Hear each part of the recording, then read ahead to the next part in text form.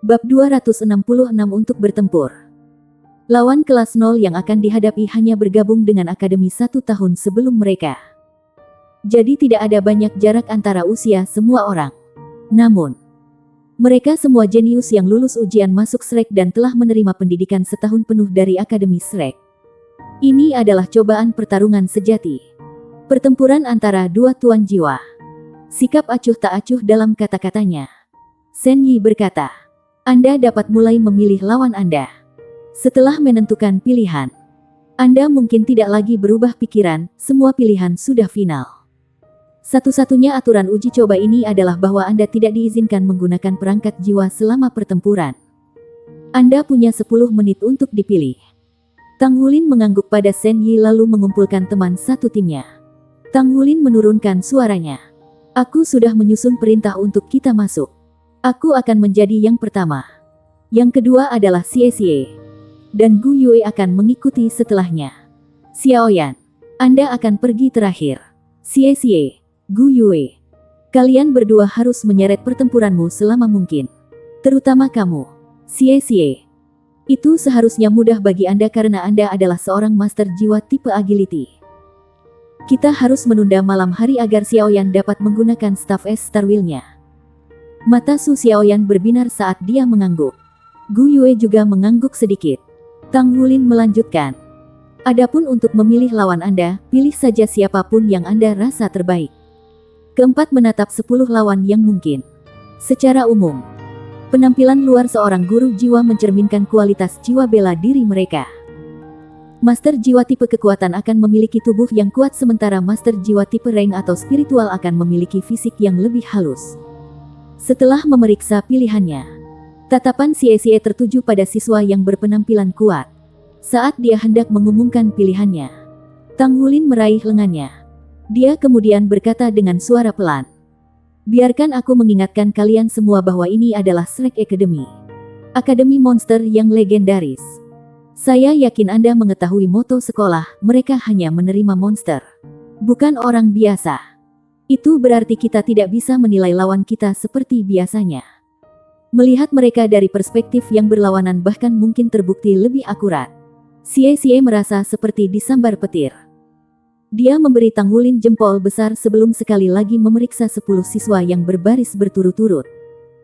Kompatibilitas atribut antara para master jiwa sangat penting di tingkat yang lebih rendah.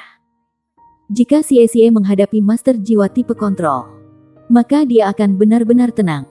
Di sisi lain, para master jiwa tipe kekuatan takut pada tipe master jiwa karena kemampuan mereka untuk menjaga yang sebelumnya pada jarak sementara juga menyerang mereka.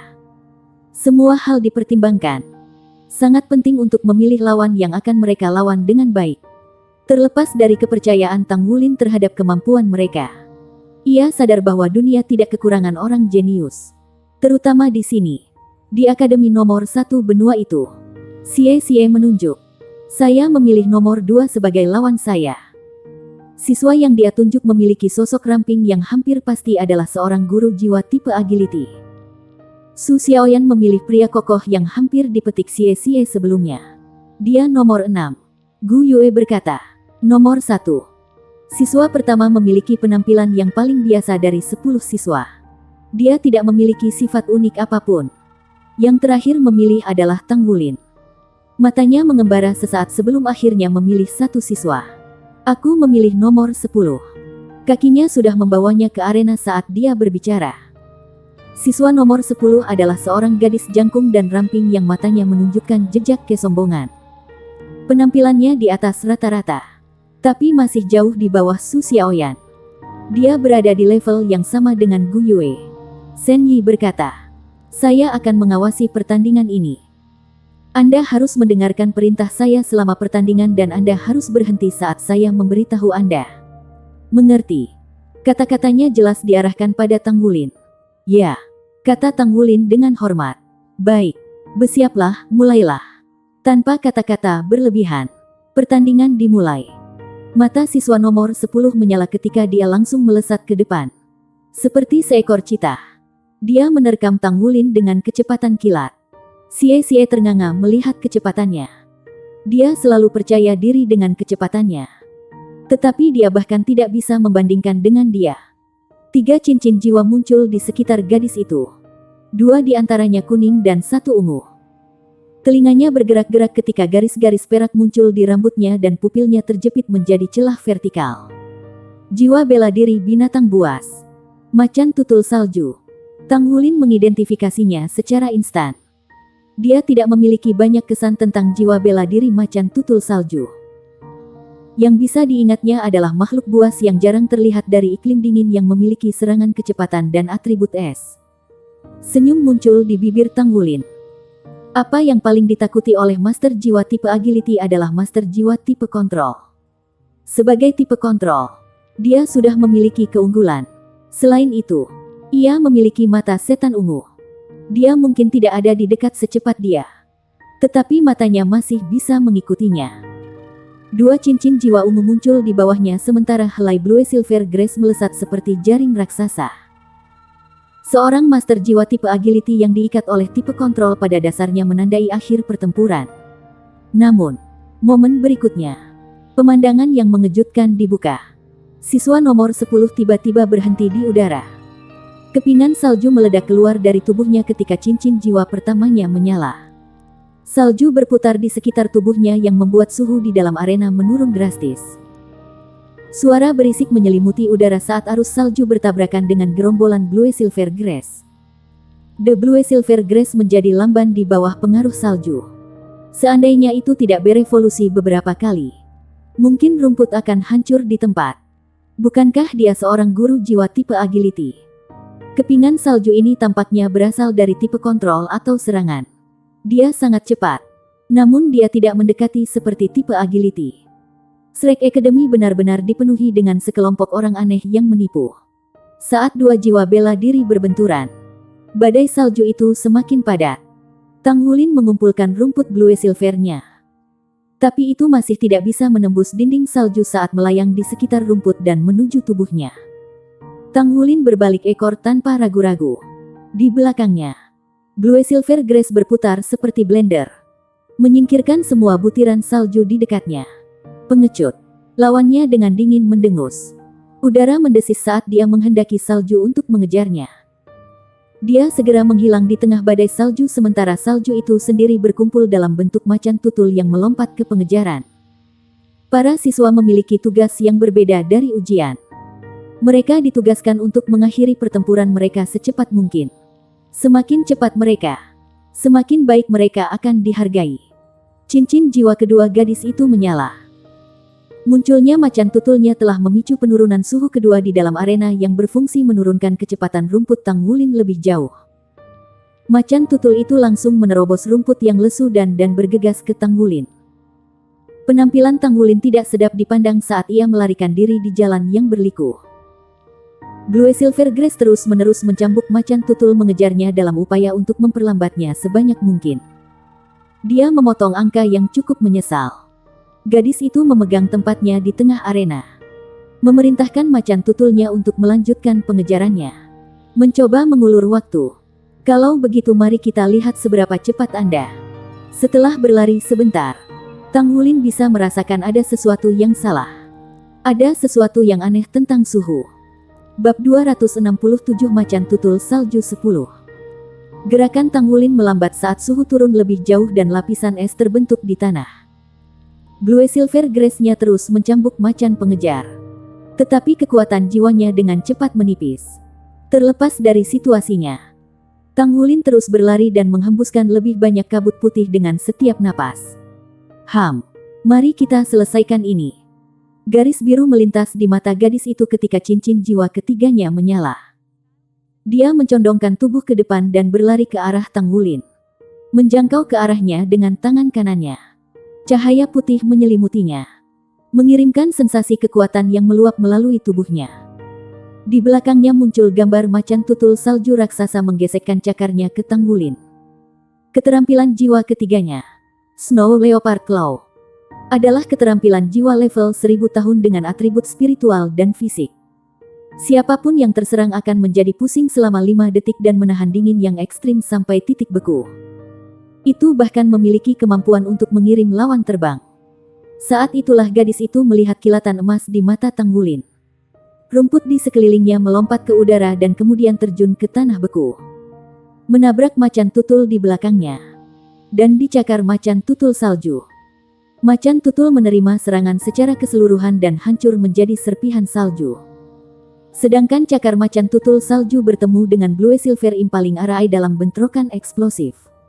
Pada akhirnya, kesenjangan dalam kekuatan jiwa terbukti terlalu dalam. Blue Silver Impaling Arai dialihkan ke tanah es yang meninggalkan Snow Leopard Claw jalur yang jelas menuju Tanggulin. Dia mengirimkan pukulan dengan tinju kanannya untuk menghadapi serangan itu. Tetapi dia segera dikirim terbang mundur dengan suara keras. Mari kita lihat apakah Anda masih bisa menanggungnya. Apakah memiliki cincin jiwa 2000 tahun bahkan menakjubkan. Gadis itu mengenakan senyum seorang pemenang. Dia yakin bahwa, paling tidak, hawa dingin Snow Leopard Claw akan menguras Tanggulin dari semua kekuatan bertarungnya. Belum lagi efek memusingkan.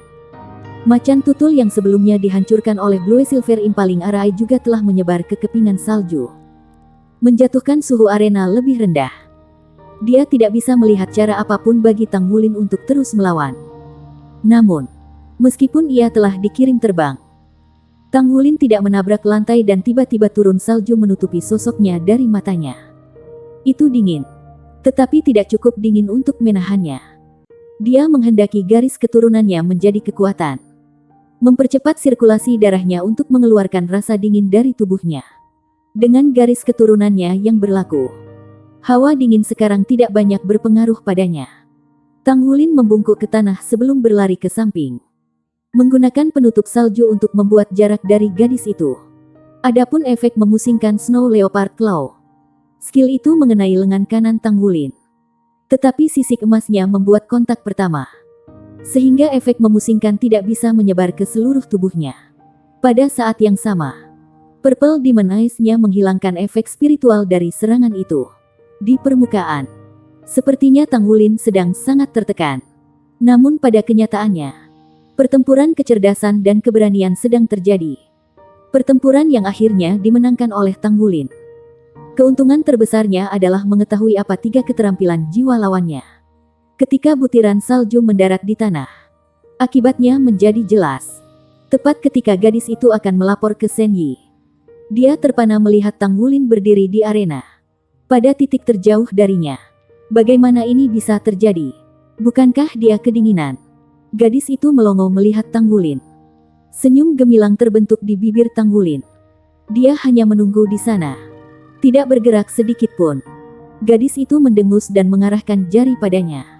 Memerintahkan kepingan salju untuk menembak ke arahnya. Sama seperti sebelumnya. Salju mengepungnya dari semua sisi. Namun, kali ini, gadis itu juga bergegas menghampirinya. Secara alami, sebagai siswa Shrek, dia tidak akan berkecil hati ini dengan mudah. Selain itu, dia belum menggunakan kekuatan penuhnya. Blue Silver Grace menyebar keluar dari posisi Tanggulin dan mulai berputar. Bahkan dengan menggunakan Purple Demon Eyes-nya dia tidak bisa menembus kabut salju. Namun, rumput yang berputar di sekitarnya menangkal serangan dari segala arah. Untaian rumput berkelap-kelip dengan jernih. Hanya menolak untuk menyerah pada badai salju yang akan datang ketika mereka berputar ke jaring pelindung raksasa. Tanggulin melambaikan kedua tangannya dan mulai menuangkan kekuatan jiwa ke rumput untuk memperkuatnya. Saat dia melakukannya, pembuluh darah Blue Silver Grace menampilkan cahaya keemasan samar. Jiwa bela dirinya mungkin adalah rumput Blue Silver. Tapi rumput Blue Silver yang telah berevolusi 2 kali. Dengan bantuan cincin jiwanya yang berumur 2000 tahun. Itu sudah lebih dari cukup untuk menahan lawannya saat ini. Macan tutul itu, yang sekarang sudah diperbarui salju, menabrak jaring dengan bunyi gedebuk besar. Mendorongnya ke dalam menuju Tanggulin. Sepertinya itu bisa menghubunginya sebentar lagi. Namun, Blue Silver Impaling Arai muncul dan mengelilingi macan tutul dalam pelukan runcing.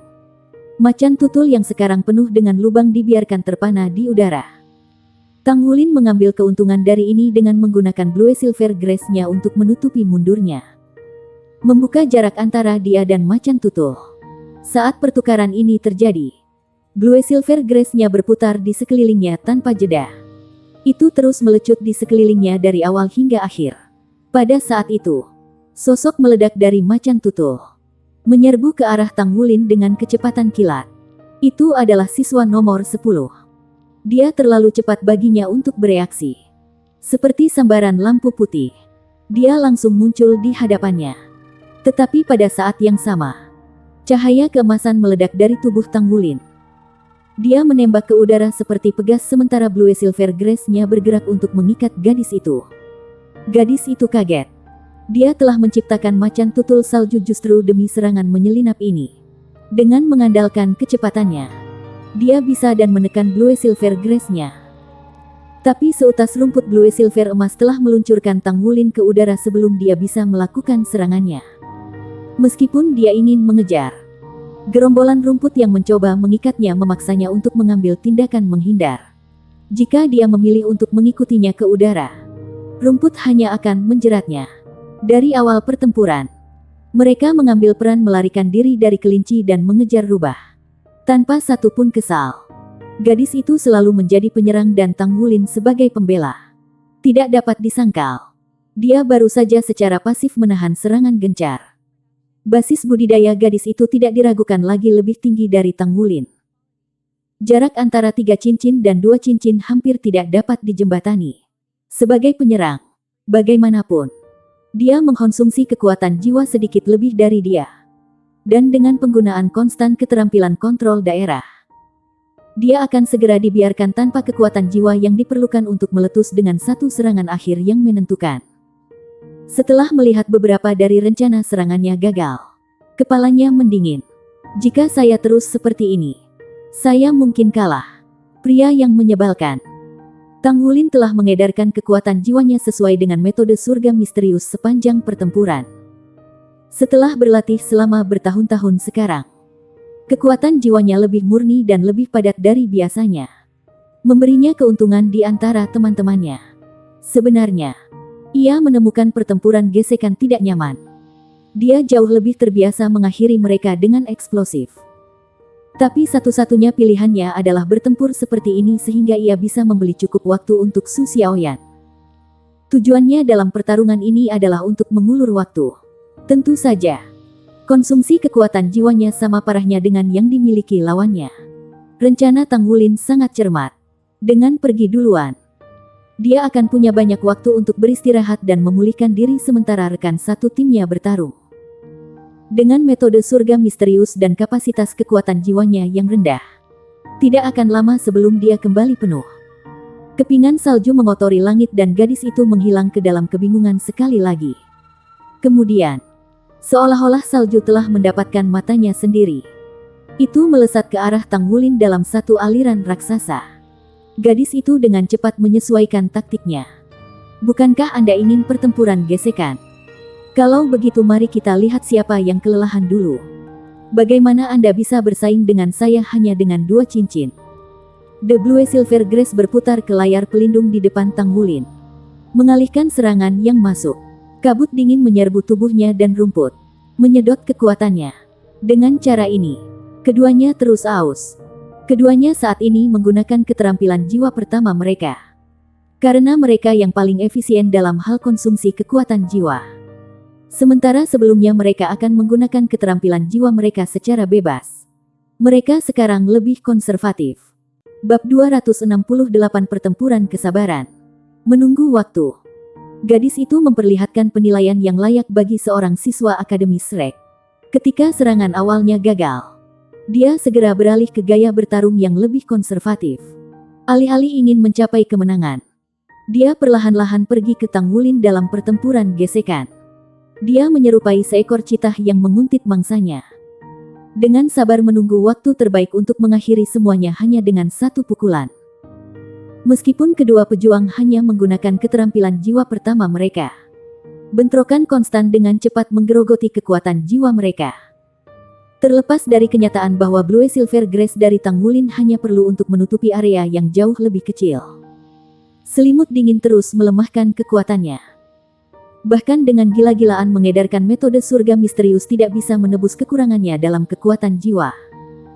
Dan kesenjangan antara keduanya segera mengangkat kepalanya yang jelek. Kisaran pertahanan Blue Silver Grace-nya tumbuh lebih kecil dan lebih kecil. Dan serangan gadis itu perlahan mendorongnya kembali. Lapisan es menutupi helai rumput sementara es tumbuh keluar dari tanah. Terlepas dari bagaimana orang melihatnya, dia dipaksa ke sudut. Situasi berlanjut seperti ini sampai persyaratan untuk mendapatkan 6 poin telah terpenuhi. Tang Wulin bertahan selama 10 menit penuh. Saat jam terus berdetak, gadis itu semakin heran. Dia tidak pernah berharap lawannya begitu sulit untuk berurusan dengan. Seperti perahu kecil, ia dengan gigih menahan gelombang demi gelombang serangannya. Tidak menyerah sekalipun. Ketahanan seperti itu membuatnya sakit kepala.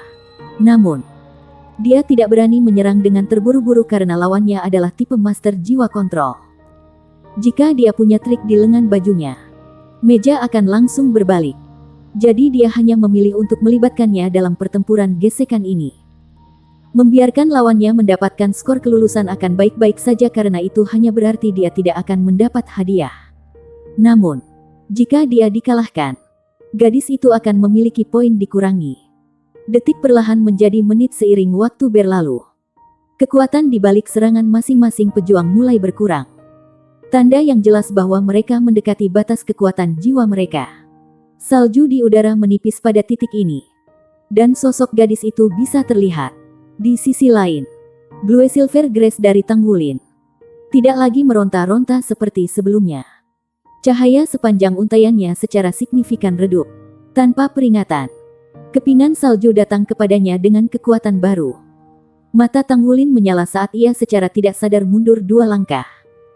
Mendesak rumput Blue Silver-nya untuk mencambuk salju. Gadis itu membuatnya bergerak pada saat yang sama.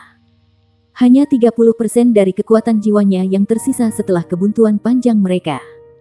Mempertimbangkan kondisinya sendiri, dia yakin Tang Wulin seperti anak panah di akhir penerbangannya. Terlepas dari apa yang dia lakukan, dia tidak akan memiliki kekuatan jiwa yang cukup untuk melanjutkan. Sudah waktunya bagi pemenang untuk diputuskan. Tersembunyi di tengah salju yang tebal, gadis itu diam-diam mendekati Tang Wulin seperti macan tutul salju yang mengungkap taringnya sebelum menerkam. Snow menyerang Blue Silver Grace milik Tang Wulin, memakan kekuatan jiwanya yang terakhir. Secara keseluruhan, dia hanya memiliki sekitar 40% dari kapasitas kekuatan jiwa yang dilakukan lawannya. Dia tidak akan bertahan selama ini tanpa metode surga misterius. Sosok putih menerobos lapisan salju di depan Tang Wulin, menutupi tubuhnya dengan hujan es dan membuatnya dingin sampai ke tulang. Ketika tubuhnya menjadi kaku karena kedinginan, tangan putih cakar mengambil kesempatan untuk meraih bahunya. Dalam sekejap mata, 25 menit pertempuran telah lewat di bawah pengawasan Shen Yi. Tang Wulin telah mendapatkan 9 poin pada titik ini. Jadi tidak apa-apa jika dia kalah sekarang. Saya kira anak ini tidak begitu berbakat. Mengabaikan cincin jiwa emasnya. Jiwa bela dirinya hanyalah rumput Blue Silver. Namun, dia tidak akan mendapatkan skor hampir sempurna jika dia tidak mampu dengan tenang membuat strategi dan melaksanakannya. Dia mungkin bukan jenius tingkat puncak, tapi dia masih cukup berbakat. Namun, dalam pendapatnya, kekuatan Tang Wulin masih belum berhasil. Jika siswa nomor 10 tidak mendekati pertempuran dengan hati-hati, Shen Yi curiga bahwa pertandingan akan berakhir hanya dalam beberapa menit. Namun Tang Wulin sekarang sedang benar-benar ditekan oleh seseorang yang bahkan bukan tipe master jiwa kontrol. Dengan penambahan kekuatan dan kecepatan gadis itu, Shen Yi tidak melihat cara baginya untuk membalikkan gelombang pertempuran. Meskipun telah sampai pada kesimpulannya sendiri, Shen Yi menemukan ketenangan dari sisa kelas 0 membingungkan.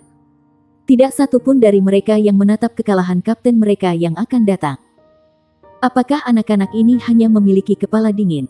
Atau letusan cahaya keemasan mengganggu pikirannya? Saat tangan seputih salju menyentuh bahunya, Tang Wulin tersenyum. Ini tentang waktu. 2 cincin jiwa ungu Tang Wulin menghilang dengan Blue Silver Grace-nya. Dan aura tirani dari esensi darah meledak dari tubuhnya untuk menggantikannya.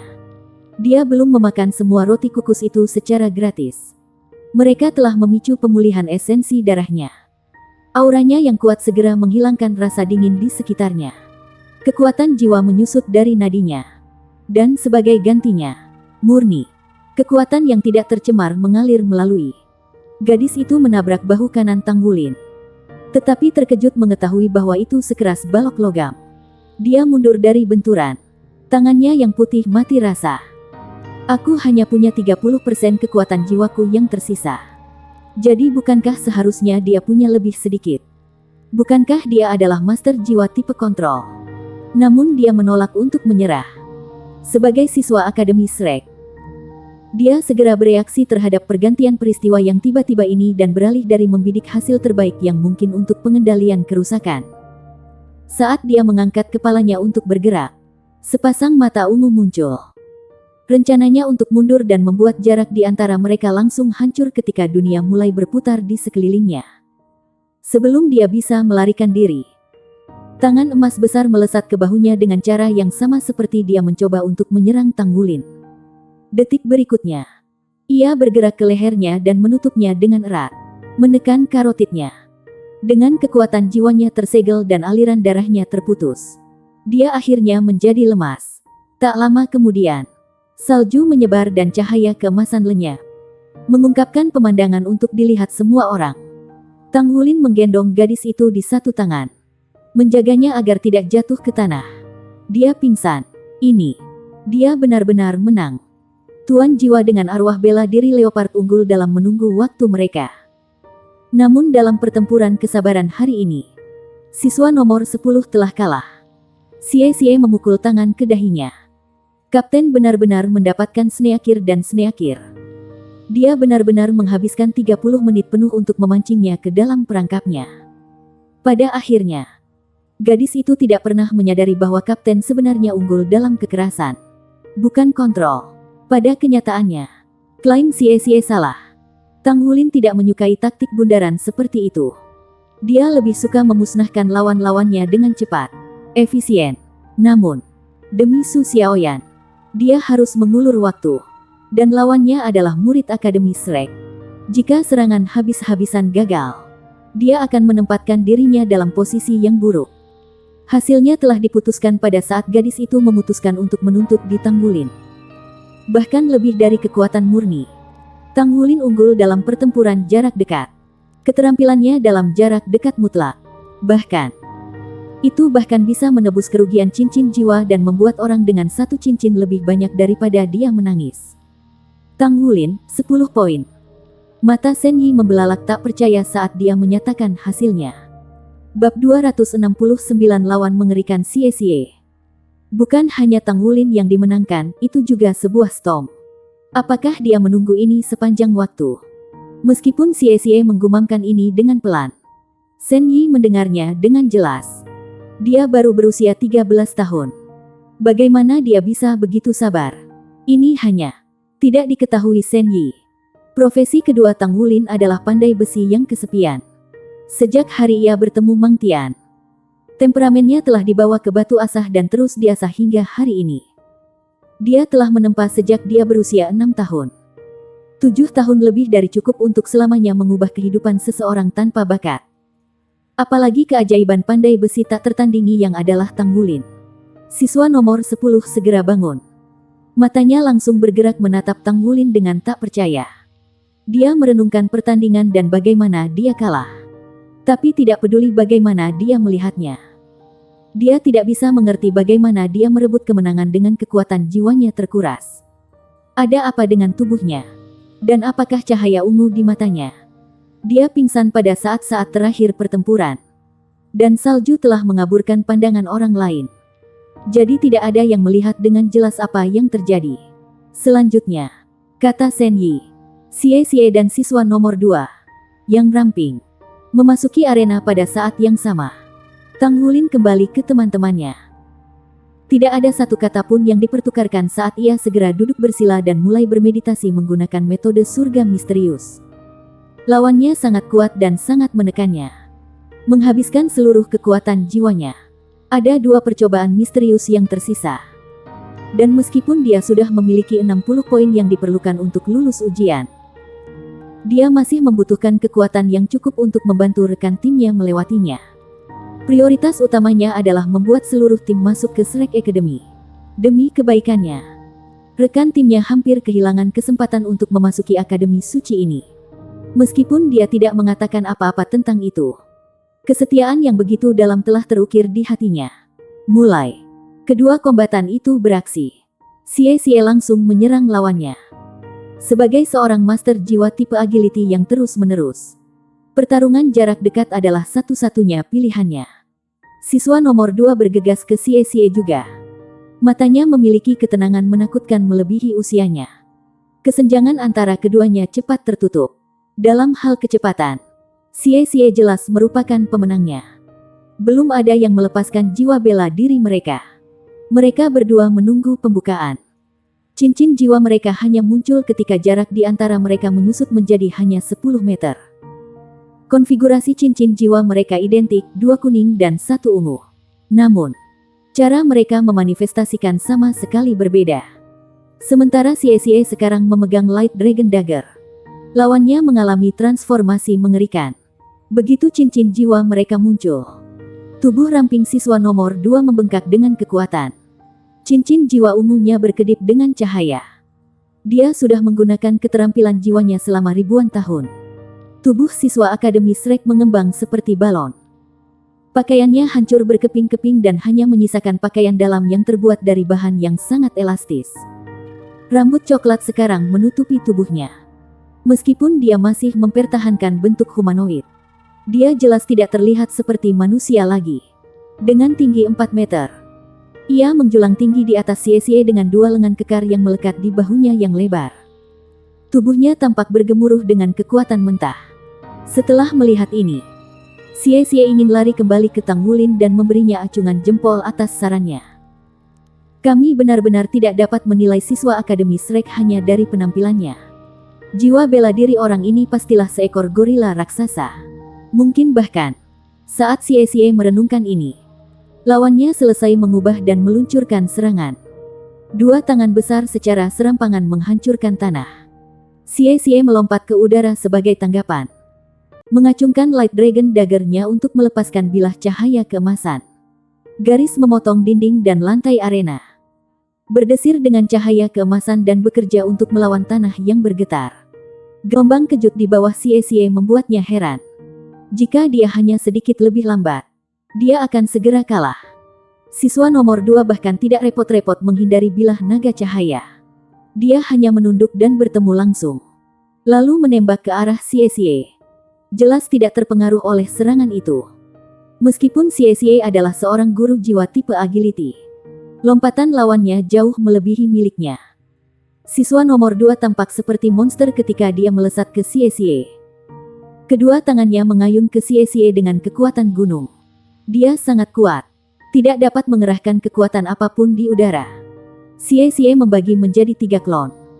Masing-masing menendang dari 2 klon lainnya dan melaju ke 3 arah yang berbeda. Itu adalah permainan yang cerdik untuk menjaga di luar jangkauan siswa nomor 2 yang mengerikan. Ini sok memenuhi wajah para siswa Akademi Shrek. Tidak diketahui Xie. Mereka semua mengamati pertandingannya dengan penuh minat karena dia benar-benar memilih siswa nomor 2 yang terkuat dari 10 lawan yang diatur. Xie memecah menjadi 3 klon tidak fase siswa nomor 2. Cincin jiwanya yang pertama menyala, dan dia melemparkan 3 pukulan yang sangat cepat. Tekanan pukulannya membuat udara mendesis. Xie tertegun untuk menemukan masing-masing dari 3 ledakan udara menuju masing-masing klonnya. Surga! Monster macam apa orang ini? Bagaimana serangannya bisa sekeren ini? Namun, bahkan dalam situasi yang tidak berdaya seperti itu, 3 klon yang berkilauan melesat di udara sekali lagi. Tampaknya menendang udara tipis untuk menghindari serangan oleh luasnya rambut. Jejak kejutan akhirnya terlintas di mata lawannya. Dia baru saja menyaksikan cincin jiwa ketiga Xie menyala untuk kedua kalinya. Kedua belah pihak kembali ke tanah pada saat bersamaan. Mempertimbangkan apa yang terjadi sampai titik ini, jelas bahwa siswa nomor 2 berada di atas angin. Tetapi itu bukan keuntungan yang luar biasa. Meskipun dia menggunakan keterampilan jiwa ketiganya untuk segera mencoba menghancurkan bocah yang gesit, Xie berhasil melarikan diri dari rentetan ledakan udara. Dalam pertempuran, penyerang selalu menjadi lebih cepat lelah daripada back. Karena peringkat mereka hampir sama, Xie berhasil meraih keuntungan kecil dengan cara ini. Namun, itu semua secara teori. Realitas pertempuran belum diuji. Xie sangat menyadari kekurangannya sendiri. Meskipun lawannya habis-habisan dengan keterampilan jiwa ketiga mereka, dia telah melakukan hal yang sama. Tekanan luar biasa yang dilontarkan lawannya memaksanya untuk menggunakan klon Dragon Light untuk mendapatkan ruang bernafas. Tetapi 3 pukulan yang mengikuti telah memaksanya untuk mengeluarkan klon Shadow Dragon juga. Respons Xie cerdas. Tetapi butuh banyak hal darinya, mungkin membuatnya sedikit lebih lelah daripada lawannya. Xie hanya bisa bersukacita karena dia memiliki metode surga misterius. Dengan kekuatan pemulihannya, dia yakin bahwa dia hampir tidak bisa bertahan lebih lama dari lawannya. Tanpa bergerak, siswa nomor 2 dengan sabar mengamati ketiga klon Xie berlarian ke arah yang berbeda. Meskipun dia memiliki serangan jarak jauh yang hebat, dia masih tidak mungkin untuk menyerang ketiga arah sekaligus. Kisaran serangannya tidak bisa menutupi seluruh arena. Sebagai siswa Akademi Shrek, dia secara alami memiliki banyak pengalaman tempur. Jadi dia punya firasat bahwa lawannya akan menyerang segera. Menggunakan keterampilan jiwa 1000 tahun yang menghasilkan 3 klon harus sangat menguras kekuatan jiwa Xie, yang membuatnya tidak punya pilihan lain. Dan dugaan siswa nomor 2 itu benar. Bab 270 Xie yang berambisi.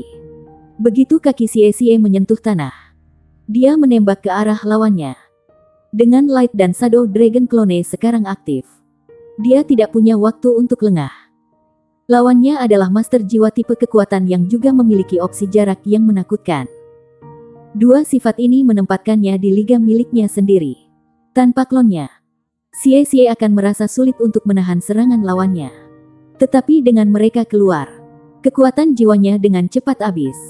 3 klon yang terlihat sekarang jauh lebih cepat dari sebelumnya. Dibebankan pada sosok soliter di tengah arena, Xie bergegas masuk.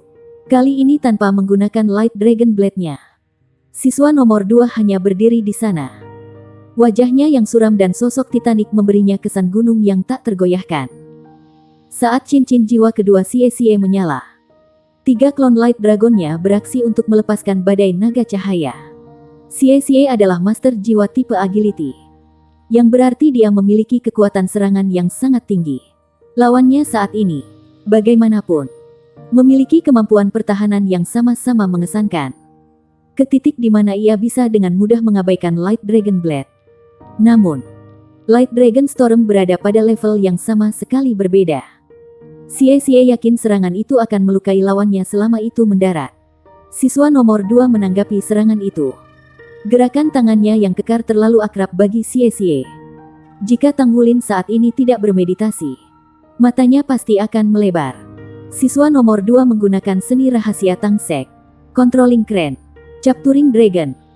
Xie merasakan aura meluas keluar dengan keras dari posisi siswa nomor 2. Setelah tumbukan, klonnya tersentak tut dari Light Dragon Storm. Dia kemudian melihat lawannya membuat gerakan menekan dengan tangannya. Cincin jiwa keduanya menyala saat dia melakukannya. Ada udara di arena yang tiba-tiba berubah. Saat itu mulai bergemuruh seperti guntur. 3 klon cahaya naga Xie dan 3 klon bayangan naganya dikirim terbang mundur. Raungan gemuruh membangkitkan Tang Wulin dari meditasinya. Dia membuka matanya hanya untuk melihat klon Xie sedang terbang, dan kemudian berkumpul di udara untuk berubah menjadi satu. Siswa nomor 2 menginjak tanah, meluncurkan dirinya ke udara seperti peluru artileri. Cincin jiwa pertamanya menyala dan dia meninju. Gelombang kejut merambat keluar. Kali ini, Xie tidak dalam posisi untuk menggunakan klonnya untuk menghindar. Penggunaan berulang keterampilan jiwanya telah meninggalkan kekuatan jiwanya dan pikirannya dalam kekacauan. Belum lagi kerusakan yang ia terima dari terbang. Lampu hijau melintas, menyeret Xie ke tanah dan keluar dari jalur gelombang kejut. Siswa nomor 2 menghentikan langkahnya. Dia membungkuk kepada Shen Yi dan kembali ke sisi rekan-rekannya di Akademi Shrek. Pertandingan sudah berakhir. Itu adalah kekalahan Xie. Dari awal hingga akhir, hanya 5 menit yang berlalu. Xie ditekan sepanjang waktu, dan tanpa intervensi tepat waktu Shen Yi, Dia bahkan akan terluka parah. Ini adalah kekuatan seorang siswa Akademi Shrek dalam menghadapi kekuatan sejati. Jiwa bela diri kembar atau kompatibilitas tipe tuan jiwa tidak berarti apa-apa. Tang Wulin tertegun. Bagaimana jika saya yang memilihnya? Apakah saya bisa bertahan selama itu? Bisakah saya mengalahkannya?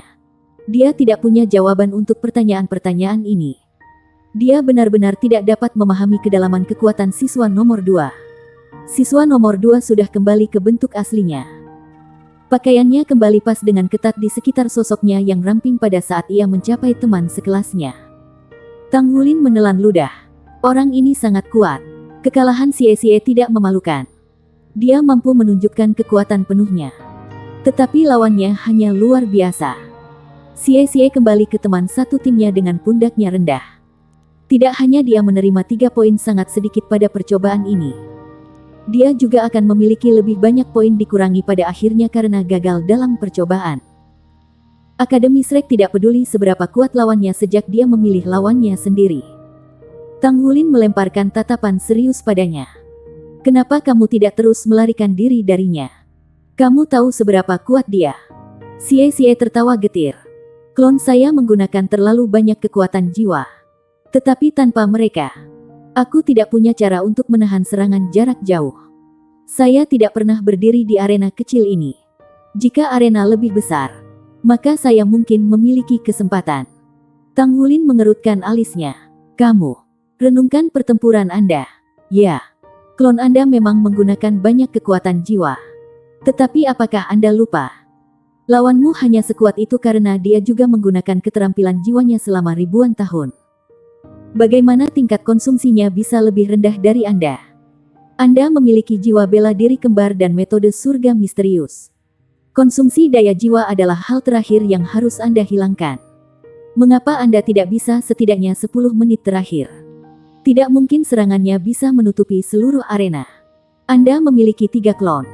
Jadi jika Anda mengirim mereka ke arah yang berbeda, dia tidak akan bisa melakukan apapun. Anda hanya harus mengontrol jarak antara Anda dan klon Anda. Alih-alih bertindak terlebih dahulu, Anda seharusnya hanya bertempur melawan gesekan. Mungkin dibutuhkan lebih banyak kekuatan jiwa untuk mempertahankan klon Anda semakin jauh dari satu sama lain. Tapi itu masih lebih baik daripada dikalahkan dalam satu pukulan. Apakah Anda memiliki sesuatu untuk dikatakan untuk diri sendiri? Setelah mendengarkan ceramah Tang Wulin, Xie menamparkan pahanya. Kamu benar. Saya tidak percaya saya lupa bahwa pria itu juga menggunakan keterampilan jiwanya selama ribuan tahun. Aku telah bertarung terlalu banyak dengan Beast Soul akhir-akhir ini jadi aku bahkan memperlakukannya seperti Beast Soul. Suara Xie terbawa sampai ke ujung ruangan. Setelah selesai mengenakan jaketnya kembali, siswa nomor 2 menjadi kaku sejenak sebelum mengangkat kepalanya untuk menatap Xie. Merasakan tatapan lawannya, Xie berbalik untuk menghadapinya. Ekspresinya angkuh, seolah menyatakan dia akan menang pada saat mereka bertarung. Tang Wulin tidak bisa menahan tawa. Dia telah menunjukkan kesalahan Xie tidak hanya untuk membantunya, tetapi juga untuk meningkatkan moralnya. Bukankah pria ini agak terlalu tangguh? Dia semua depresi hanya beberapa menit yang lalu. Ketika mereka selesai berbicara, Gu Yue sudah memasuki arena. Dia menatap siswa nomor 2. Sebuah cahaya aneh berkelip di matanya. Lawannya memasuki arena. Itu adalah siswa nomor 1. Siswa ini biasa-biasa saja di luar kepercayaan. Praktis tidak bisa dibedakan dari orang acak yang ditemukan di jalan. Dia dengan tenang berjalan untuk berdiri di hadapan Gu Yue. Mulai. Dengan deklarasi Shen Yi, pertandingan ketiga dimulai. Ini adalah pertandingan krusial bagi Gu Yue. Jika dia mendapat nilai buruk, pada dasarnya berarti dia tidak akan lulus ujian. Menang adalah satu-satunya pilihannya. Cincin jiwa naik di bawah mereka berdua. Tetapi yang mengejutkan semua orang, cincin jiwa 3 orang siswa semuanya berwarna ungu. Dia memiliki cincin jiwa 3000 tahun. Murid nomor 2 itu sangat kuat. Tetapi dia hanya memiliki 2 cincin jiwa kuning dan 1 ungu. Gu Yue hanya bisa mulai menebak seberapa kuat lawannya sendiri. Secara umum, hanya master tipe roh yang akan segera melepaskan cincin jiwa mereka saat pertempuran dimulai. Dari aksi kedua pihak, jelas ini akan menjadi pertarungan jarak jauh. Pada kenyataannya, itu benar-benar bermain seperti ini. Bersambung.